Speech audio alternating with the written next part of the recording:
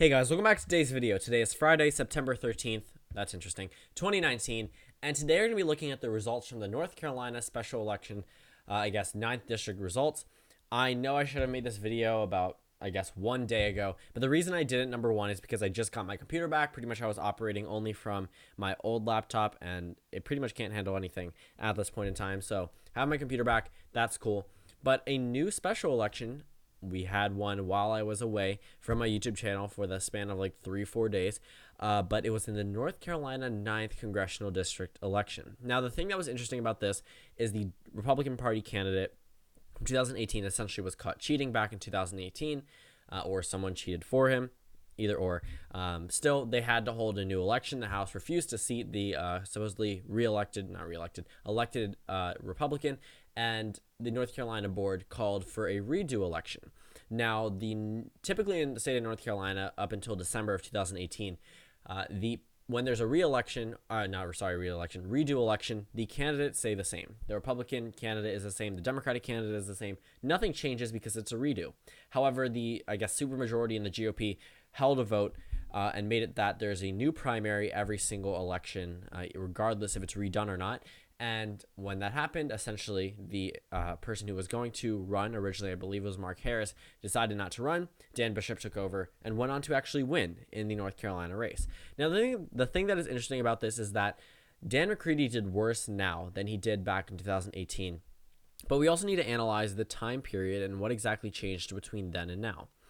Dan Bishop actually did surprisingly well, flipping a couple of counties. That was not really expected by Dan Bishop. A lot of people expected the Democrat to win. I predicted a narrow Dan Bishop victory. It ended up being correct. But my thought process behind it was that 2018 was a year for the Democratic Party. There was no, precursor, or yes, there was an idea the Democratic Party would pick up the House of Representatives, but that was not taken into account yet. The Democratic Party did not have the House majority. So if the Republican Party or some Republican voters that aren't exactly too happy with the president wanted to send a message to the president, they may have voted for a Democrat or just not voted at all, and ended up with the Democrats in the House of Representatives with 235 seats compared to the Republicans at 199, now 200. And essentially what that did was, it just made a number of Republicans, realize that they actually need to come out and vote. If you take 2010, the 2010 results did not correlate into a Republican Party victory in the House, Senate, or presidential election back in 2012. It was just a movement against the president to show how unhappy they were with his current course of action. And the same thing happened back in 2018. The thing that's different now is that the election cycle is a different one. We're talking about President Trump being in there after the 2018 midterms, and the Republican Party really can't afford to lose another seat. The Democratic Party doesn't really need this seat. They didn't count on it anyway. It would just be another show to the president that he doesn't exactly have too much support in this district. And to be completely honest, these results aren't exactly the best thing for the Republican Party. Yes, they won here, but again, like almost every special election leading up to 2018, was still in a way a victory for the Democratic Party. These Democrats should never get this close in a number of these districts, and as 2018 House election showed, the Democratic Party flipped a number of even safe districts. For example, Oklahoma's 5th district, I believe California or New York's 21st, either one, but those two were safe Republican seats that went flipped overwhelmingly in terms of the net gain for the Democratic Party in favor of the Democrats, giving them 2 pickups in the safe column from the GOP. But let's compare 2018 to 2000 now. We have 5 Democratic counties, 1, 2, 3, 4, 5, and 6, and 2 Republican counties. Now, some of these results aren't exactly the best for the Democrat. Narrow victories over here, I believe that says, let's see, Richmond. I didn't want to be wrong because it sounded like it would be from Virginia. And I'm not sure, Cumberland maybe? Yeah, Cumberland County. Dan Bishop won here, and he also flipped to Richmond County, and Bladen County had remained in the GOP column, and Union County had as well. The ones that remained were Mecklenburg County, Anson County, Scotland County, Robeson County, and that's pretty much it. So the Republican candidate was actually able to flip 2 counties in a special election after the Democratic candidate was cheated out of his first election. Now, The thing that really is a little bit different here is terms of turnout. If we go back to 2018, there were a lot more voters back in 2018 than there are now. That also makes sense. It's a midterm election year that rivaled presidential election turnout. It may not be the regular midterm turnout in the special election, but it definitely was a pretty good amount of numbers. The results probably would have ended up being the same if we had higher turnout as well. And the result was only a 4,000 vote victory for the Republican Party. Again, still a victory regardless. They are now up to 200 in the House of Representatives.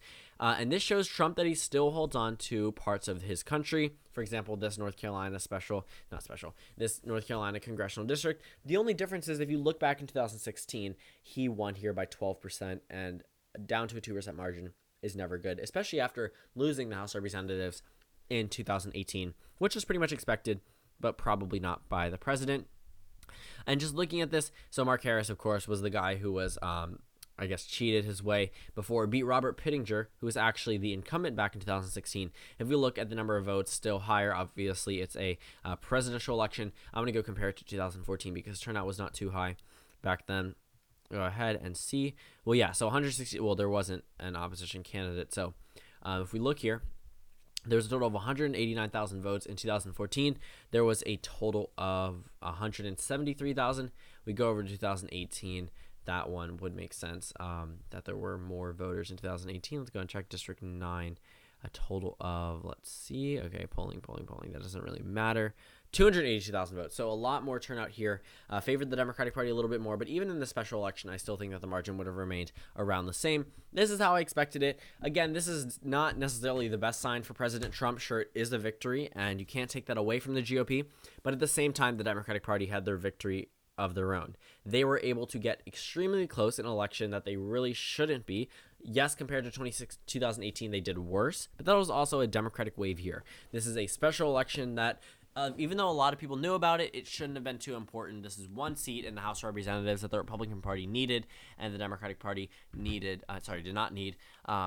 But this puts the Republicans at 200, the Democrats remaining at 235.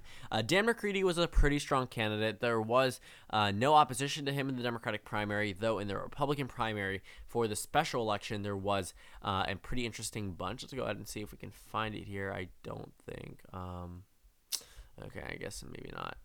2019 special.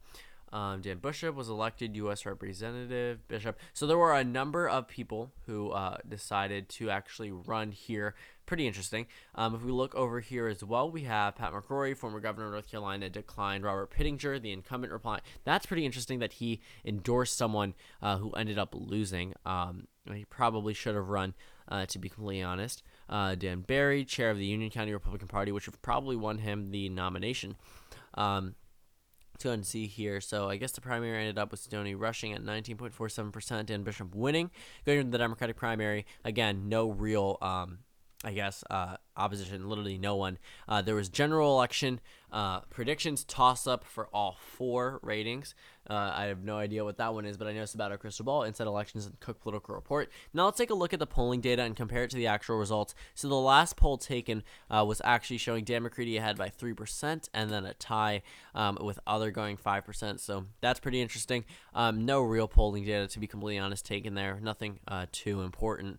But the, name list of the people who endorsed Dan Bishop: Donald Trump, Mike Pence, Ted Cruz, Tom Tillis, Ted Budd, Kevin McCarthy, Mark Meadows, Mark Green. The list goes on. Dan Forrest, Lieutenant Governor of North Carolina, who's running for governor. And then for Dan McCready, we have Joe Biden, Julian Castro, Cory Booker, Kirsten Gillibrand, Kamala Harris, Amy Klobuchar, Connor Lamb, Ted Lieu, Seth Moulton, Beto O'Rourke, all these people that were super prominent, that are super prominent in the Democratic Party. I don't see Hillary Clinton in here, which is pretty interesting. Surprised she doesn't really speak. Well, I'm not surprised, but it's pretty interesting. But yeah, that one goes back up. And yeah, so the polling data, it was a little bit off. It predicted a Dan McCready victory. And with Dan Bishop not narrowly winning, 2% win is not as narrow as 2018. But the finance reports did not really correlate with what we saw with the election results. They don't always, but most of the time they do. Dan McCready had $3 million more, or had raised $3 million more than Dan Bishop. Ended up with almost $1 million left on hand, whereas Dan Bishop spent almost all of it. And if you look here, The Democratic Party did 0.27% worse, but the Republican Party did 1.47.9% better over that 50% threshold. Jeff Scott, who's a libertarian, got 767 votes. Alan Smith, Green Party, got 371 votes. So that was 0.6, but it wouldn't be enough for the Democrat to overcome Dan Bishop. So it was a Republican hold. Nothing that really surprised me that stuck out in this race. It was a very long, very, very long election season with Dan McCready essentially running for going on another year now. But yeah, so this election was a pretty interesting one, though it ended up in a Republican victory as I predicted. But yeah, so Dan Bishop was elected U.S. Representative, flipped 2 counties in the 9th District. And it doesn't exactly show the best news for the president, but still a win regardless. So thank you guys for watching this video. Comment down suggestions below, and I will see you all tomorrow.